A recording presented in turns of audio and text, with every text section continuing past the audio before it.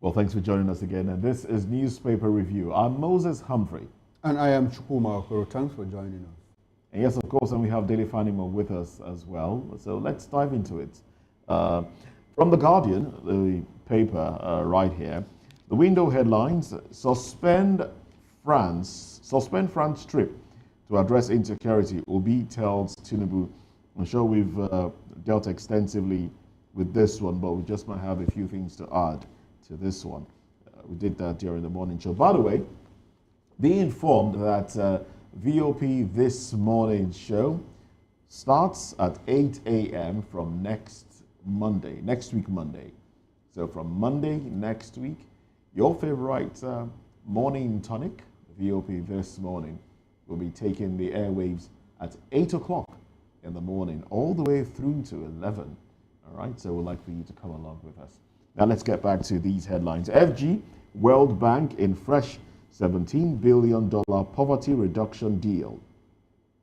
Dangote crashes petrol price by 30 naira a litre, refines 3.5 billion litres in 7 months. And I do believe there will be some riders to that particular story.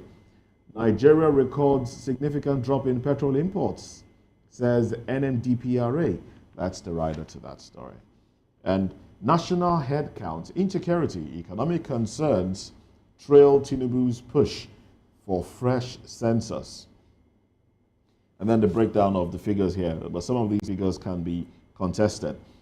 Fresh killings in Benue community, claim 10. REA, Lagos to replace over 4 million generators with rooftop solar.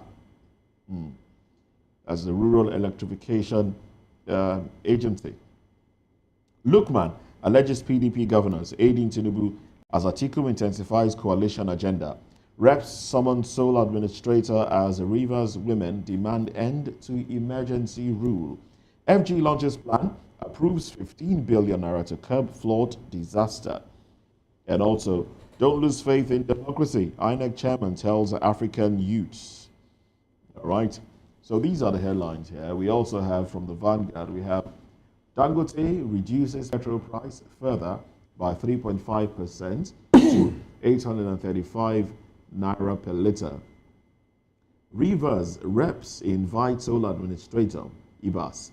CBEX aggrieved investors storm Lagos office, break into premises. They're taking a cue from what was done in Ibadan. 2027, PDP governors Atiku's coalition differ over fronting for Tinubu. Buhari's men pass vote of confidence on president. Buhari's men pass vote of confidence on president. Insecurity worsens. Headsmen kill 144 in Plateau. Benue in 14 days. 144. 13 slaughtered. Many missing. 50 houses razed in fresh Benue attacks. Mutwang prohibits night grazing. Transportation of cattle. Leave France, return home.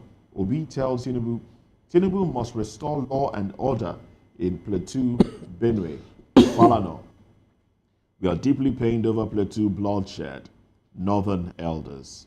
All right, these are the headlines on the cover page of the Vanguard. Nigeria-China currency swap deal. Tool for trade efficiency, CBN. Power Minister blames past governments for poor electricity supply. All right. Interesting times, I must say. But these are the headlines here. We'll go to the business day much later. But let's focus on some of these headlines. The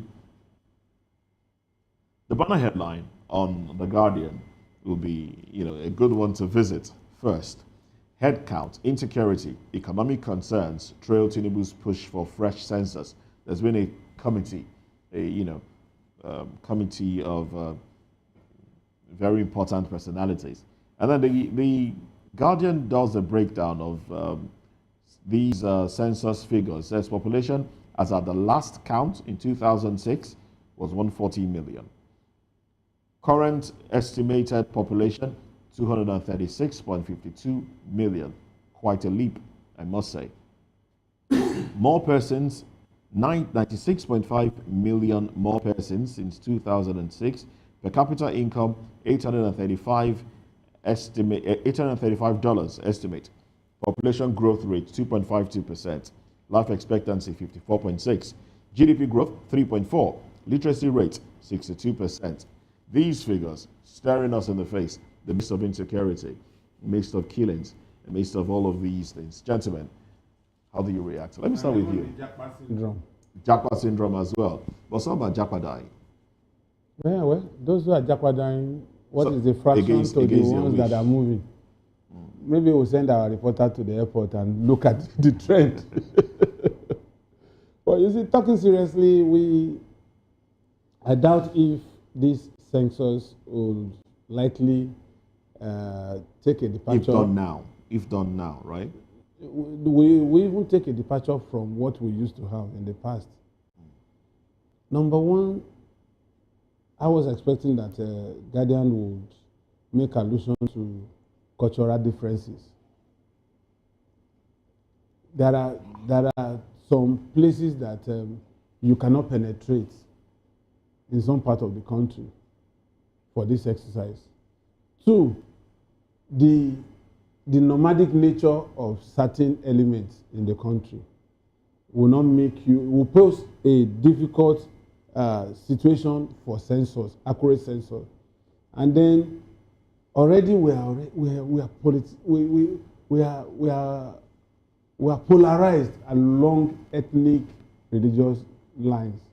Now, if there's going to be a census today in Nigeria, let's take Lagos for instance. I can bet you that some governors will be comfortable to pay the way of their countrymen, statesmen into their state for the purpose of this census. Do you know that the population on the Lagos Island on a day from Monday to Friday is huge? But if there's to be a census today, you'll be shocked that the population on the Lagos Island will be so infinitesimal compared to other parts of Lagos. And then when you now want to allocate resources, if it's something that has to do with population, that means a place like Alakuko, a place like Festac will be getting more than Island, where the business is. So there are so many factors. Yeah, but some of those that do business, I mean, if I'm going to react to that, some of those that do business on the island don't live on the island. That's what no, but they do their business there. Mm-hmm. You understand? And when it's to be factored to provide amenities, they spend most of their time. Some of them wake up as early as 5 a.m., get to island around 7 a.m., and they don't leave until around 9 p.m. because of traffic. Okay. So they should benefit from development or whatever. Exactly. Sorry, in terms of allocating amenities, yes. Who gets more? Is it the mainland or the island? It's the mainland. Gets more? Because they will declare public holiday during census.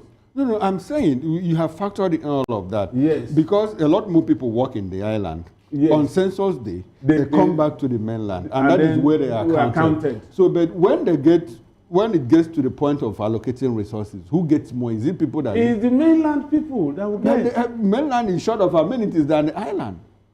You see, individuals... I don't know if you get my point. Individuals... There are more amenities in the island. You know why there are less people than here, where you have more people. You know why the state government on its own will rather want to focus on island? Because their taxes, their IGR is mainly from that place.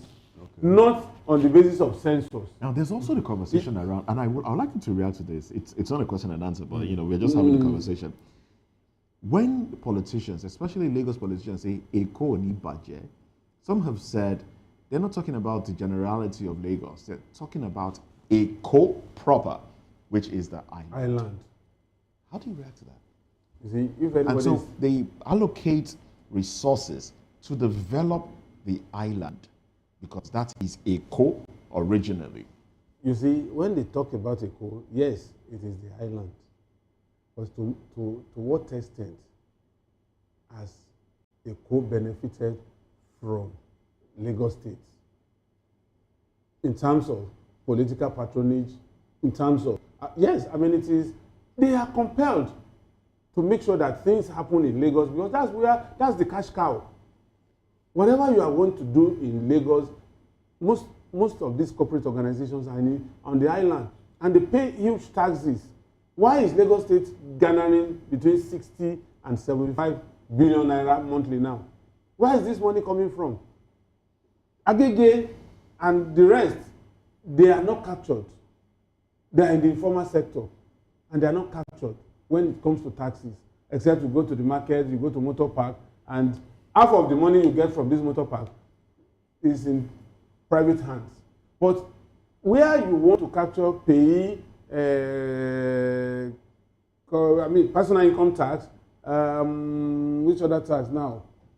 Even tenement, which they call property tax now and all that, you get a major chunk of it on the island. A corporate organization can pay as much as 5 billion tax in a month. Whereas the whole of Agege and Limosho, you may not get up to about 500 million naira in a state, in a month. So usually when they want to talk about Eko, do you know that if I tell you this, I'm sure you will be surprised that when they say Lagos State is educationally backward, it is island. The residents on the island Isaleko. That's the real Eko. That's Isaleko. You know, Obanikoro, Savage, Petty, Adeniji, and all that. That's the Isaleko. In those areas that you mentioned, what's the population like? Population. It's densely populated. It's densely populated, actually. It's densely populated. But majority of those living on Isaleko are not originally from Eko.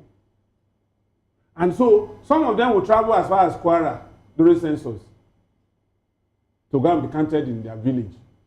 And as soon as census head count finishes, they return back to Lagos to enjoy what is allocated to Eko. Whereas whatever they are sending on the basis of population is sent to their village in Kwara. Okay.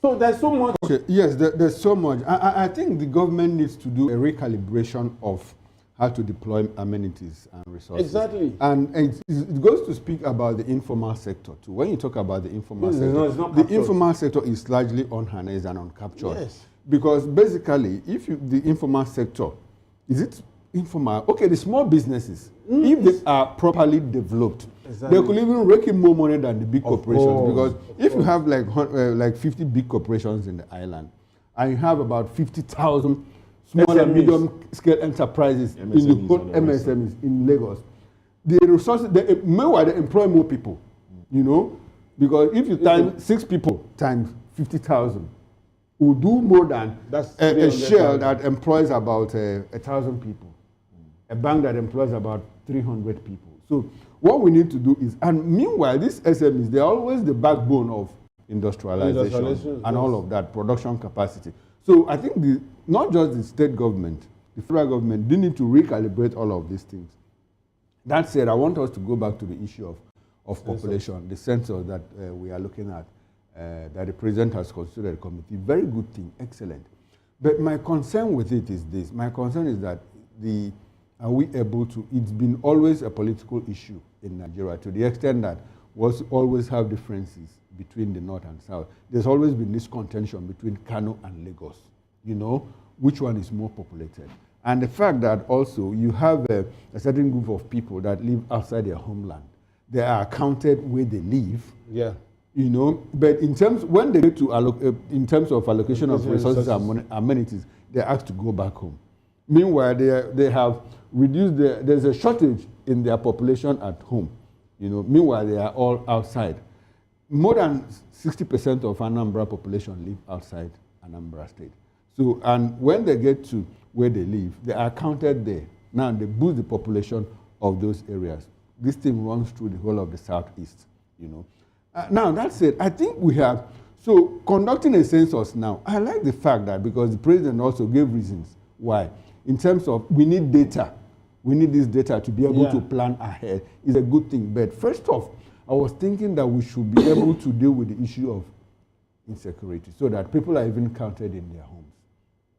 Unfortunately, what has happened is I go back to the... And that brings me to IDP camps. Sorry, let me land. That brings me back to the issue of the elementary economics that we studied, the Malthusian theory of population, you know, when he said that population at a point is going to outpace resources. And when that does, when there's that curve and the resources keep sliding and the population keeps growing, it leads us to what they call the Malthusian catastrophe that gives rise to famine, war, and diseases. And that is what we're experiencing now. Resources, people are pushing down south because of grazing land, you know, availability and all of that. So essentially what the government needs to do is to reserve that Malthusian catastrophe. Take care of security first before we get into, because at the end of the day, you will only be able to count people that live in the city centers. People that live in the hinterlands, you will not be able to count them. But they have even left the hinterlands to come to the city for protection. For protection. So how are they surviving? Because they are sitting ducks. So famine sets in. Yes. There is disease because amenities are not readily available. If one is malnutrition, then opportunistic diseases will come in. So it's huge. It's a lot, but I think population is essential for every country. There are some countries that update on regular basis because the moment a child is given birth to, there's an update. Exactly. The moment somebody dies, there's also an update. In the Western world, you are compelled to name your child the day that child is born, so that you can feed it into the statistics of that country. Into the data of that country. Now, with all of this information, all of these lack of data, with the deaths that we see happening in parts of the country, who is documenting? Because some of these deaths happen and we hear that security agencies come and take away the bodies. Who will document those ones? Who will report that, we hear? And in fact, some of the reports we get is not even accurate. When we hear that 50 have died in this you can be talking about random numbers. So how do we effectively collate data and say, okay, these are number of deaths, number of deaths, and this is number of people that we have in Nigeria? We can't effectively collate data. And about the update too, it gets to the point where you see government even appoint dead people into political positions. We've seen that happen. We've seen that happen a lot of times. Unknowingly. You know why it is difficult to capture death in Nigeria? One, people sulk in their homes when they lose loved ones. They don't take the pain to report and get death certificates. And even some pensioners, when they die, their siblings, because they pay into their account. That's why you see governments having physical verification of pensioners. A lot of people will die, and because they are enjoying that man's pension, which is paid into that person's account, they will not report. People, you know why people, essentially, why people get death certificate is because they need it for something. Yes. They need it for something. When my mother died, I was compelled to go get a death certificate for her from the NPC, National Population Commission, because we needed it, to get her benefits from the ladies of Semulumbas, of the Catholic Church. So essentially, apart from that, what am I doing with my mother's death certificate? Am I going to use it to draw money from the bank or all of that? You see, I would have expected that if federal government is bent on having this census this year, by now, NOA should have been activated to tell Nigerians the benefits of having accurate census that would propel us to galvanizing development. But they are asleep as usual. Oh, well, Lagos State government is not asleep, if you want to go by this headline here. Rural Electrification Agency and Lagos State government to replace over 4 million generators with rooftop solar, making good use of solar.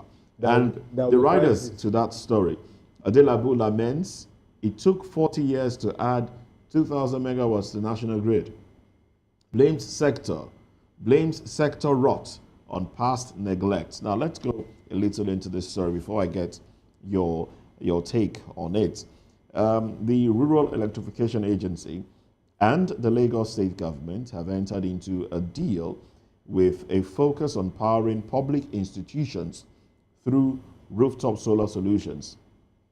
Now, this is a development that is aimed at accelerating clean energy deployment in the state. Now, the agreement, formalized through a memorandum of understanding and signed at the Lagos State Energy Summit, is part of RIA's state-by-state initiative and the government's plan to decentralize electricity access through the 2023 Electricity Act. Rooftop solar for public buildings, public structures. Do we see this? Is this effective? Can this be maintained? Now, the point is, if Lagos State government is trying to get independent power plants, why the need for rooftop solar energy? Contract. I see it as job for the boys. And who undertakes this project? It can't be you and I. It's for the big boys, the fat cats. And at the end of the day, you will not get value for whatever money they are spending on this. Lagos State government said is pushing for independent power plant. And as at today, Lagos State government is claiming that it's powering Alausa and its environment. I don't know how true this is. And then why don't you just go ahead and Olusosun there can generate 30 megawatts, that dump site. And there are about 3, 4, 5 dump sites that can generate energy. We have wind energy. Why are they not going into this instead of saying so rooftop solar? Who is going to, at the end of the day, you find out that the contractor will get money and then residents will be compelled to stop using generators. And then you have to look at their solar, which they will tell you, okay, government is subsidizing. That's when they bring the word subsidizing. If the capacity of your house is 10 kilowatts, then we are augmenting by giving you 5. So you have to pay for 5. And where is that purchasing power that residents could muster? Some people bought their generators about 5, 7 years ago. They keep servicing, they keep repairing. Today, the generator I have in my house, if I'm to buy it, I'll be spending about 600,000 naira. Where would that money come from? Against competing needs for the little I'm earning. But then look on the bright side. It will take the pressure of you buying fuel. What you will spend on fuel daily to power your generator will be reduced because you have solar now. Moses, what is wrong in building a power plant? I wonder. You see, that is the first question. If can build its own, and for the past 10 years, they have been using their own constant power supply. Yes. I cited the issue of NAFCON in One the other day. You see, one problem we have is that people in government have a false sense of accomplishment. Because essentially what they are trying to do is, like I said, contract, job for the boys. For the boys. And let me not advertise my ignorance here. I'm not the solar panel. Can it power more like a deep freezer? It depends. It depends on the capacity capacity. of the And this batteries capacity, this solar coming from government, do you think that government will have enough funds? There's a part of the story that I left out. Let me just get to it. Now, the managing director and CEO of RIA, that's Abba Abubakar Aliyu, has revealed that he's revealed plans for a $150 million lithium battery assembly plant, which will be situated at the Lekki Free Trade Zone, and the establishment of a renewable energy university. All of this to bolster innovation and local capacity in the clean energy sector. So there'll be a battery plant. Moses, we don't need all with of the battery We plant. don't need all Moses, of We don't need all of this. The lithium goes battery for 2.5 million naira. How many households can afford it? Sorry, Dele, apart from the cost of the lithium battery, you have to recharge. Definitely. It's like having an inverter. The sun does not come It up. charges itself. It recharges itself. Yes. No, Moses, let me tell you. You need to recharge it. Let me tell you, if during rainy season that the sun is not up, you have to use your generator to power and recharge that lithium battery Batteries. for you to use. It goes back to that false sense of accomplishment that I said. People just do something. Let me move away from this power something now and just touch on something. In the Southeast, you know, you see House of Assembly members, you see House of Representative members, you see senators go to drill boreholes, commission it, and the borehole dries up in 6 months. And I asked a question one time. Why can't you collaborate, muster, like if you have, like where I come from Abia State, and we have Abia North. And in Abia State, we have 8 federal house members. And I think my own zone has 4. We have about 4. And I say, these people, with all this money that you are dumping, you know, in drilling boreholes here and there, is it not possible that you collaborate with the state government? Build a zonal water corporation. Build a zonal water corporation. And you are also close to the coastal area. You could even make it a 20-year project where you bring foreigners, collaborate with them. These people will come, drill this thing, water corporation is going to create jobs. People will have water unending. At the end of the day, they will transfer this technology to the people. They will even collect money when people pay water rates and all of that. Than having to every other year, people drill borehole. The borehole dries up in 6 months, and you see the signage there. Commission, and they will use more money to commission it than the money that was used to build the borehole. It doesn't make sense. Now, I want to talk like a politician. If I have to establish a dam that will take 20 years to accomplish, or let's say 10 years to accomplish, who commissions that? No. When I talked about the 20 years, I mean the people could make a return on investment. You don't understand what I'm saying. If I am a member of House of Reps today, I have just about 2 years left to complete my term, and it is not automatic that I will return to that chamber in 2027. And you want me to collaborate with state government to get a dam that will supply water. You lay pipes, you do this and do that. That could take another 2 years. So at the end of the day, if that water comes to various homes, who takes the glory? Who commissions it? That's the way they think. Anything that is not, it's just like the banks. Today, banks will not borrow you money for long-term investment. They would rather borrow you money to go and import from China. And then sit with you in your warehouse. The person you see collecting money in that warehouse is not a staff of that warehouse now. He is a banker assigned to collect so that they can monitor their money and then return that money in 3-6 months back to the bank, collect their interest. And what does that serve us?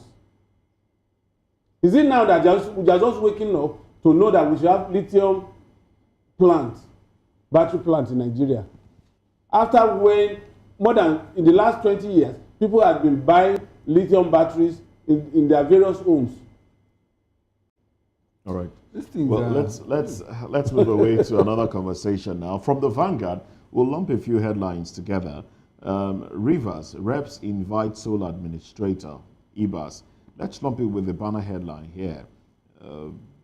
The picture, rather, on the cover page of the Vanguard, where women were seen protesting with a mask over their face and their hands tied, and the placards they are seen carried reads, "We are gagged," and then the names of different local governments there: Ogu, Bolo, Ikwere, Degema, Emohua. It just goes on and on. Bonum, PH City, and the rest of them. We are gagged. That's what they say. And yes, so do you think this will make any impact in this call for the end of a sole state of emergency in the states? No, I don't think it will. The only thing it will do is to moderate the excesses. Moderate the excesses of the sole administrator. It also creates a free. Now that he's been invited too. Yes, by the National Assembly. Yes. So it also creates a free space for the people to express themselves. Like, I think this is about the third protest that we are seeing now. The first one was more like not quite organized. The first one was not very organized. The second one was organized, where people were clad in white. Now we see people wearing red. You know, red. I don't know what that red signifies, but these are pro Fubara protesters. When I say pro Fubara, what I mean is not that the Fubara is clearly the one sponsoring, but I say, look, we need our governor back. We don't want a state of emergency. What is happening in Rivers State? I think that, like I've always said in some instances, I think what is happening in Rivers State also goes to strengthen whatever we call our democracy. Because if you don't have, Moses, if you and I don't have problems, we might not be able to test the strength of our friendship. You know, that is what I think that is going on. The president has declared a state of emergency. People are saying, no, Mr. President, you can't do this. And in all of this, the president has not, on his own, said, look, I must do this. Even though by action he's insisting. There's not been this kind of backlash from his handlers saying, stop, you are this one, you are that one. So in this instance, people have been allowed to express themselves. People have even gone to court, and court has given rulings and orders saying, look, you cannot, no, there is nothing we can do about it. And the conversation is quite wide.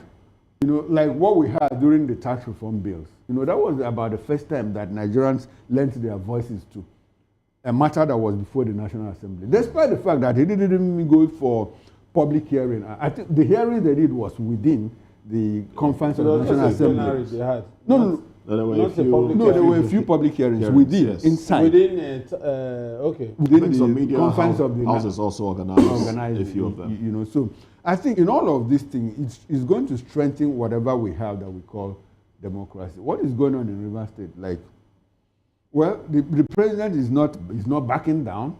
He says the state of emergency remains, and we have an administrator who, if you ask me, when he said, look, I want to put out a budget, and people were like, no, you cannot do that, you cannot do that. And I asked them, do you want to give the man a free rein to be spending Rivers State money? I like the man to put together a budget so that even if the government comes back, you can track spending. And he has not said, I'm implementing. He said, I'll put it together and I'll send it to the National Assembly, because the president clearly told him, don't make new laws. If you have to make recourse to the National Assembly. And they have inaugurated a 21-member committee to oversee the Assembly of Rivers State. It's good. Our democracy, we are testing it, you know, to see how the shocks, whether the shocks are very stable, you know, to take us forward. Because as a people, we really need to move forward. All right? Well, for me, I think that these people are coming out and they are not harassed, shows that we are moving forward. As a matter of fact, I detest it when people protest and there's a clampdown. Now, we have devised another means. You make your protest today, and I'll make my own tomorrow. And we need to thank Abacha for introducing, because I always refer to him as the father of protest, counter-protest. And that was what brought about Nigerians, youth earnestly asked for Abacha. And that was what brought us to this problem of Niger Delta. When those guys got to Abuja and they saw Abuja, they said, is this London? They said, no, this is part of Nigeria. So the resources you drill from my father's backyard is what they are using to make this place. That was how agitation started. So Abacha... You see, when people push out that narrative, I begin to ask, does it mean that before then, Niger Delta people were not going to Abuja? No, you see, what I'm saying is, they took a large chunk. Those, for instance... Those people that large chunk you saw, they were not the ones, they were foot soldiers, they were not the organizers of the militancy. No, but they went back home to say, bros, what I see for... Okay, it was more like an eye-opener. An eye-opener. Bros, what I see for Abuja today. So now our money be this. And then they began to agitate and say, we have to take our destiny in our hands. And the rest, they say, is history. So I like it that they are protesting. And I also like it that, though late in coming, the National Assembly is also pushing to ensure that there's checks and balance in the administration of Lagos, River State, pending when the emergency rule will be taken Lifted. off. You know, so. River State. All right, let's look at, we talked about population earlier, and, that conversation, of course, will continue up until something tangible is done. But I like the way Business Day tags its bold headline here, talking about education. Now, the Business Day says, parents spend 33.6 million naira per child as education turns luxury. Public education from primary to university goes as low as 1.4 million naira. And I'll take the liberty to read into the story. Now, it says here that where more than, in a country like Nigeria, of course, where more than half of the population live on less than $2 a day, families are spending an average of 33.6 million naira. That's approximately $21,000 to educate one child. From primary school to the university level. Now, this figure, through it says, the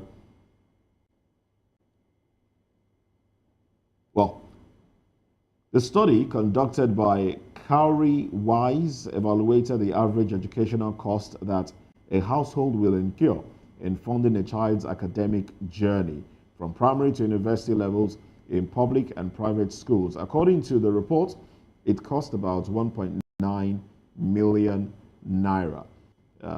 Public schools, that is, will cost approximately 1.9 million naira to educate a child. Public and private schools, 1.9 million naira to educate a child in Nigeria currently. Do you agree with these figures? I wanted to ask you whether the Business Day you're reading is Business Day Nigeria or Business Day UK or Business Day Nigeria or Business Day UK.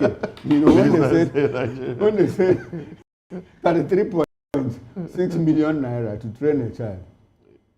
I don't know. Education in Nigeria that is expensive. That's for the private sector. It's an average. No, they mentioned public sector. No, you said public sector is 1.9. 1.9 at what? Per child. Per child. From start to finish. Yes, from start to finish. But for people like you, the rich, Novo Richie, you pay. People like me, and I'm asking whether it is Business Day Nigeria or Business Day UK. No, the fact of it is this. At 1.9 million naira, I think is underestimated. 1.9 million naira. Public school? Public school. Which one is public school? Primary school education is free in most states. Private? No. Primary. No, this is from start to finish. No, that's because what I'm saying. If you're talking about... You remove primary education from the loop. And in some states, like Oyo State, Ondo State, and some few other states, secondary education is free. Which one is public education? When you go to LA primary school.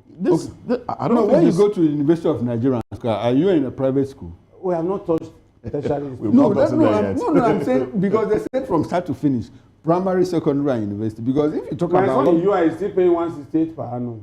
It is not the school fees. There's more to that. It's not just about the school fees. It's not just about the school fees. Training. Because whether I ask this because 1.9 is underestimated. My daughter is in her final year in the university. It's a 5-year course. I have spent, in her third to final year, I spent much more than that. Because it's a professional course. That's why I said it's an average. It's an average. But I think it's also clearly underestimated. The equipment you buy, the laboratory equipment. Is that not part of the education? No. I think it's wholesome. I think it's wholesome. No, it's not. Wholesome. If it's wholesome, then that 33 is underestimated. That's what we are saying. No, 33 million is underestimated. 33 is not underestimated because it's underestimated. It's underestimated.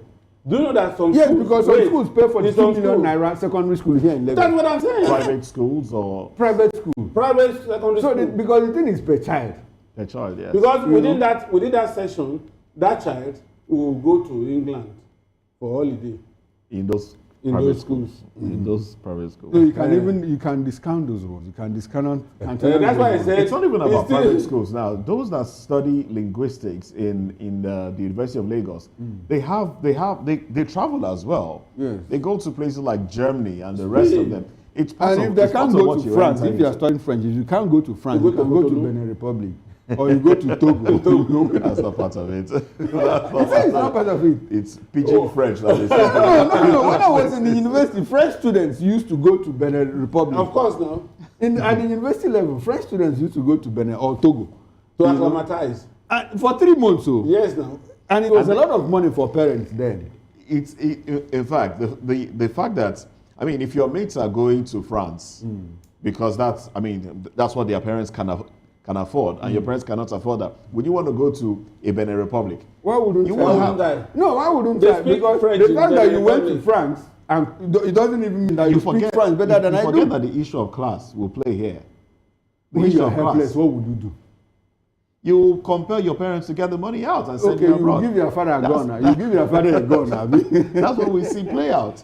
No, there's competition. The there's competition. Yes. There's competition. The issue of class. You know, like I shared with you the other day, a long lost friend, and we got back together. And it was the first question he asked me was that, your children, what are they? And I said, well, 3 of them are modesty, with all sense of modesty. I said, 3 of them are in the university. And I said, which university? I said, UNN, this and that. He said, okay. He said, my own, they went to private school and I'm spending so much money. So when the discussion gravitated towards, that status symbol, I just had to cut off the call because it didn't make sense to me. It didn't. No, but that's what most parents do. Exactly. You felt oppressed. I didn't feel oppressed because I know that even when we were together, his kids were not doing better than mine. You felt oppressed. Now, no, I didn't feel oppressed. No, that's not oppression. That's not oppression. It's just that it doesn't really make any sense. I told my children when they were about going to university, I said, look, if you don't go to federal university, then you remain at home. Well, in all of this, do you think government is working, well enough to bring down cost of education? Let's not forget that we have, in some communities in Nigeria, we have a large population of Nigerians that are undereducated. I don't want to say illiterates, but largely undereducated. And they're going to millions. In the northern part of Nigeria, we hear that 20 million children are not even educated at all. It could be more than that. And that's why I quarrel with the Guardian figure of 62.3% literacy rate. Literacy rate. Not illiteracy, literacy rate. In Nigeria here, no, it's not. So, Moses, if you ask if the government is doing anything, if you ask me, I think in my honest mind, I think that the Nigerian government has clearly abandoned the education. So you don't even talk about if they are doing enough. They are not doing anything. The moment the private sector... Yes, that's troubling, actually. And that is what it is. The moment private sector creeps into any sector in Nigeria, that sector is finished. Do you know why? Because of the inefficiency of the public sector. That is it. And you find out that those in the public sectors are promoters of this private initiative. Yes. And so it's just like... Atiku has a private university. Obasanjo has a private university. Babangida has a private university. So what are you talking about? So why would they... These are people that run down our own public schools. Because if our own is efficient, there won't be any need for anybody to send his or her child to those private universities. When I mentioned something that was significant in education in Rivers State, people were withdrawing their kids from private schools. A friend of mine that was living in Port Harcourt then, though he has relocated to Lagos, told me that it is sheer luxury and ego trip for anybody at that time to send his or her child to a private school in Port Harcourt. Exactly what Peter Amba is doing in Enugu State now with the smart schools something. You need to see these smart schools. Excellent. Why are they not comparing notes? Don't they have peer group discussion? Peer review. Peer review. For God's sake, some states are doing better, and these people, they source their allocation from federal allocation. And yet, other states are not doing anything. Peer review is only on paper. We had the NEPAD peer review mechanism where African leaders were supposed to compare notes. And they did it when they did it for like 2-3 times, I think, what's this guy's name? Paul Kagame was able to, Paul went there and embarrassed of them, they stopped it. Everyone started doing his own thing. So that NEPAD peer review mechanism, the whole thing came to an abrupt end because they didn't want to hear the true story that Kagame was telling them. So if you ask if governors do peer review, when they go for governors meeting, they just throw banters, and check how much they have collected, how much is coming back, how much is coming back, and all of that. That's the only thing they do. Oh well. Well, we'll continue to talk about this in hope that there will be some succor for the ordinary Nigerian, because housing itself is, getting out of reach of the common man, let alone one who has, and then you talk about education now. So one who has more than two kids now will have a lot to deal with in terms of providing adequate education for their child. I'm always scared when I see people that are just growing up and raising children in primary school. I imagine how much they will pay when those children get to university. And are we going to steal public university again? Has it ever really been better? Let's be honest with ourselves. No, you see, my fear is... I went through some documents the other day, and I saw receipts from nursery primary school, where I was, my parents were paying 100 naira for school fees. But at that time, how much was their earnings? It wasn't that much as well. It was about maybe 500 naira per month. That's what they were earning at that time. If your father was earning 500, it's huge. You can imagine. In those days. So, the average is it any better? Is it any better? 170, 160. In fact, the entry level was 120. So is it any better? Is it any better now? Was it better then? It wasn't even better then. It was better then. How was it better then? You know why it was better then? Why it was better then was that one, inflation was under control. That is number one. Number two, I recall when I went to university, I went to a public university, by the way. Tuition was more like free. The only thing we did pay was what they call exam fees.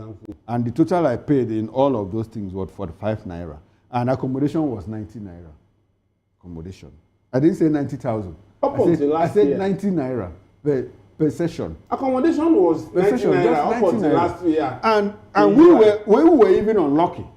We were unlucky because by the time we got into school, we saw in a cafeteria where you had all these, I don't know how to describe it, dispensers, Vending machines. Vending machines. Yes. Vending machines. Those vending machines, were used to dispense milk. Mm-hmm. You know, that time they had meal tickets, free meal tickets. They were eating chicken. They would share chicken with either 2 or 3 people. So by the time we got there, we saw water. Those machines were now dispensing water. And before we left, it wasn't even dispensing anything. It wasn't working. It wasn't working again. Now, that brings me back to what I said earlier. Are we going to meet in the next 10 years? Can public universities now compete with private universities again, the way they will so much abandon these public universities? Now, you can't, in all honesty, want your child to stay in public university hostels now, because it's so crowded and the hygiene is very poor. So now imagine if you fast track to the next 10 years. That means there will be a boom in private universities. And then... Oh, well. Well, this would be a good place to anchor the conversation. It's a newspaper review with the gentleman in the studio, Daily Fanimo. Thank you very much for staying with us. Well, I am Moses Humphrey. I wonder why I'm looking that way. This is my camera. I am Moses Humphrey, wishing you a beautiful day. And the holiday starts already. Tomorrow has been declared public holiday.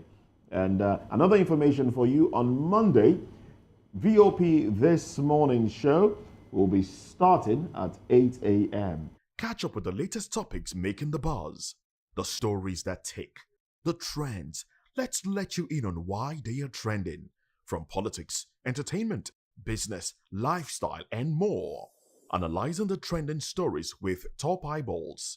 Hashtag on Voice of the People Television, giving you an insight to everything and everyone Nigeria is talking about. Showing on VOP TV, 10 p.m., Monday to Friday.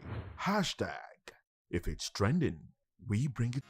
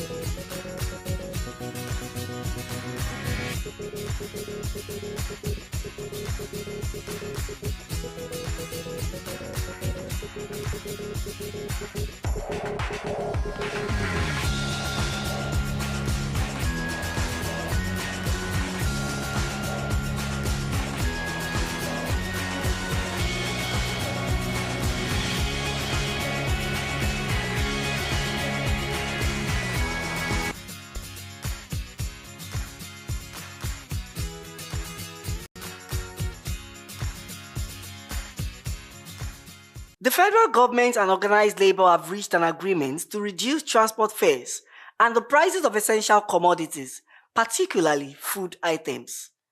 This decision followed a meeting held at the office of the Secretary to the Government of the Federation, attended by representatives from both government and labor. Attending the meeting on the government side were Malam Nuhu Ribadu, the National Security Advisor, Nkiruka Onyejiocha, the Labor Minister, Wale Edu, the Minister of Finance and Coordinating Minister of the Economy, and Alhaji Mohammed Idris, the Information Minister.